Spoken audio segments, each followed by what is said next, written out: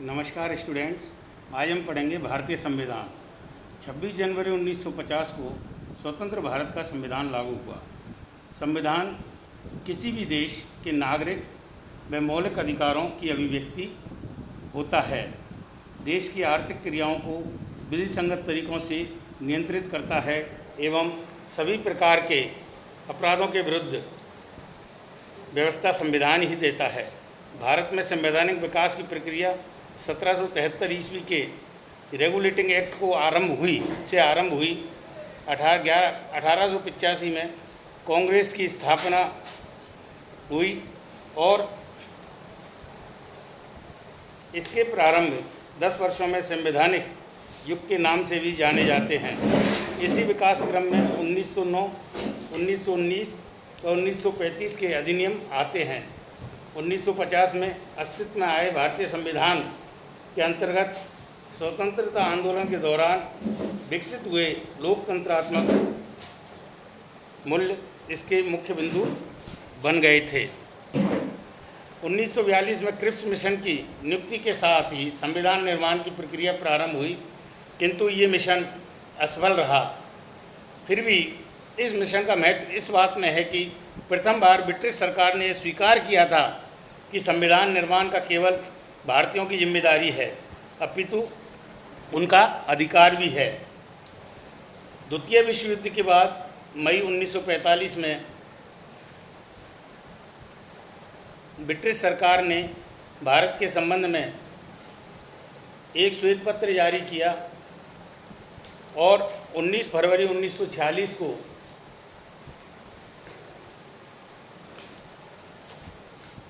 Cabinet mission की नियुक्ति की घोषणा की गई।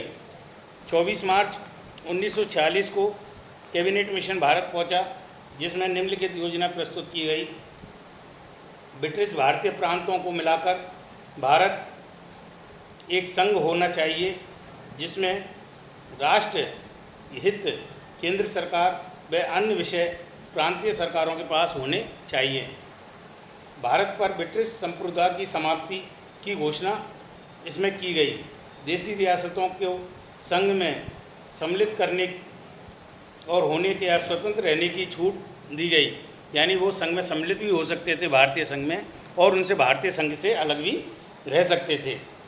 केंद्रीय स्तर पर अंतरिम सरकार की स्थापना, जिसे सभी राजनीतिक दलों की समर्थन प्राप्त हो।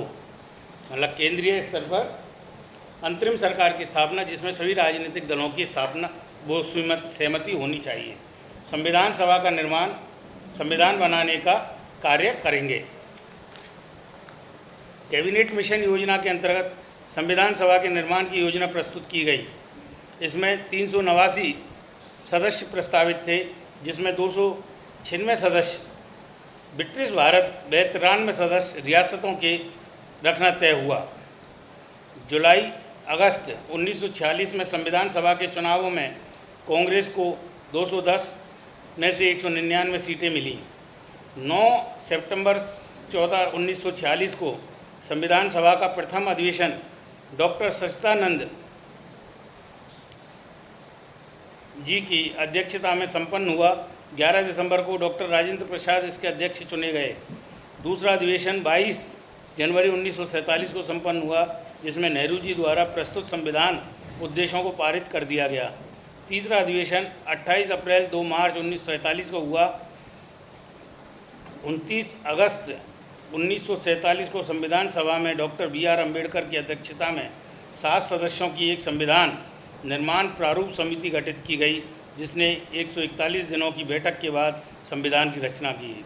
डॉक्टर BR अम्बेडकर ने 315 धाराओं व 8 परिशिष्टों का संविधान प्रारूप तैयार कर 5 नवंबर 1948 को संविधान सभा के समक्ष प्रस्तुत किया, जिसमें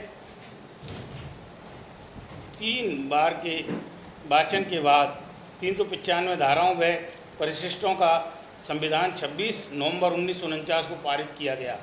संविधान सभा का अंतिम अधिवेशन 24 जनवरी 1950 को हुआ, जिसमें राजेंद्र प्रसाद राष्ट्रपति चुने गए और 26 जनवरी 1950 को इसे लागू कर दिया गया। अब आगे लेंगे हम इसके संविधान सभा की विशेषताएं।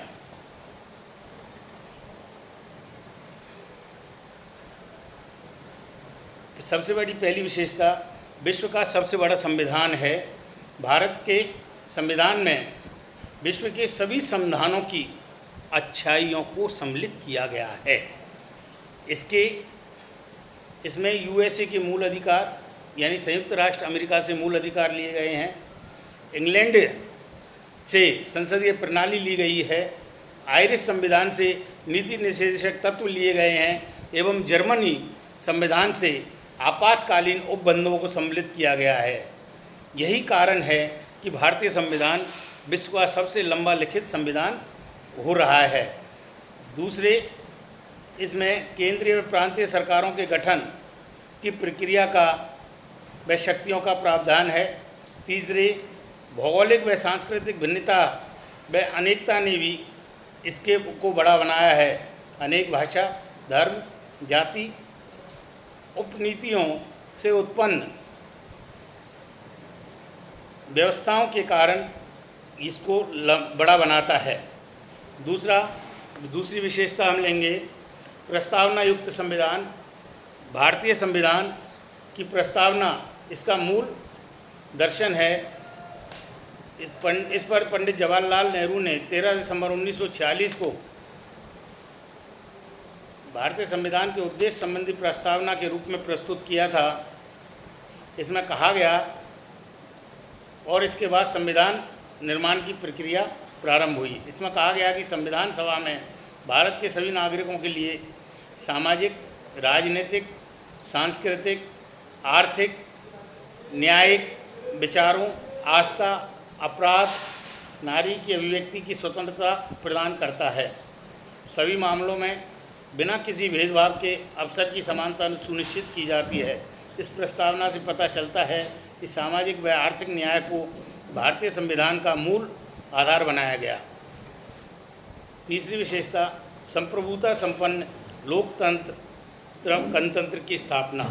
संप्रभुता संपन्न लोकतंत्रात्मक गणतंत्र की स्थापना। भारतीय संविधान की में शक्ति का स्रोत जनता है, यानी संविधान की जितनी भी शक्तियां हैं वो किस में निहित हैं? जनता में निहित हैं। संप्रभुता संपन्न राज्य पूर्णतः भारी नियंत्रण से मुक्त है, यानी भारी किसी भी देश का इस पर दबाव नहीं है एवं अपनी गृह और विदेश नीति का यह स्वयं निर्धारण करता है। यही तत्व इसे लोकतंत्रात्मक संस्था बनाता है।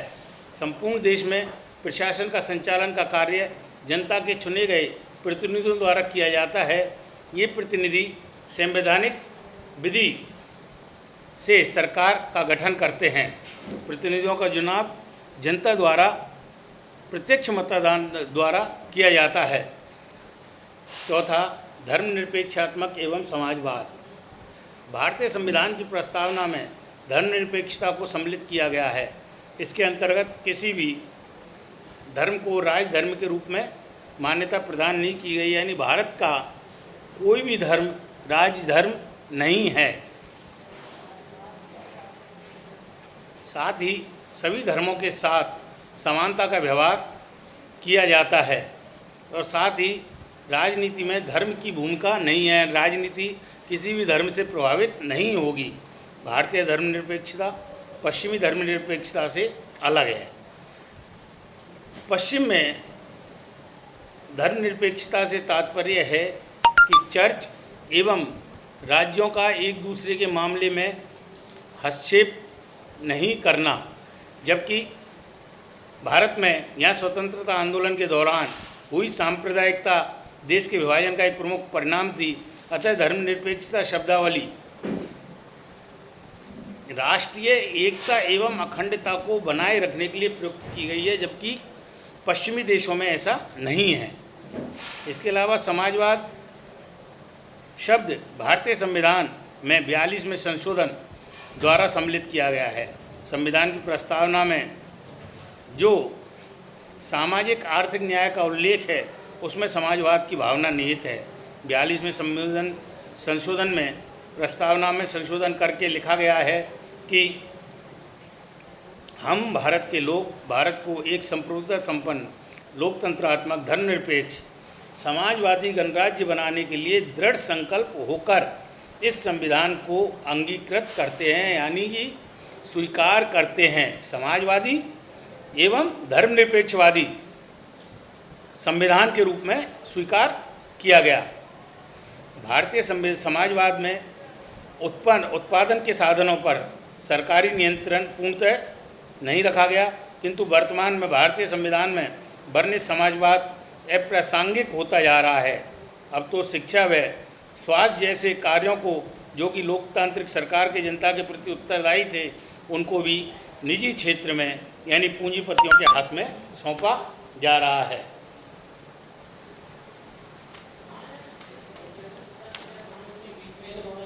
पांचवा, संसदीय सरकार की स्थापना। ब्रिटेन से भारतीय संविधान के संघ एवं राज्यों में संसदीय शासन प्रणाली को अपनाया गया है। केंद्र में द्विसदनीय सदन व राज्यों में विधान सभा का प्रावधान रखा गया है। संसदीय लोकतंत्र में संसद को केंद्र व राज्यों की सर्वोच्च शक्तियाँ प्रदान की गई हैं। वर्तमान में इस संसदीय प्रणाली में दोष उत्पन्न हो गए थे। केंद्र में पूर्ण बहुमत के साथ सरकार 15% मतों के साथ बन जाती थी। दल बदल के कारण भी संसदीय शासन प्रणाली में दोष उत्पन्न हुए।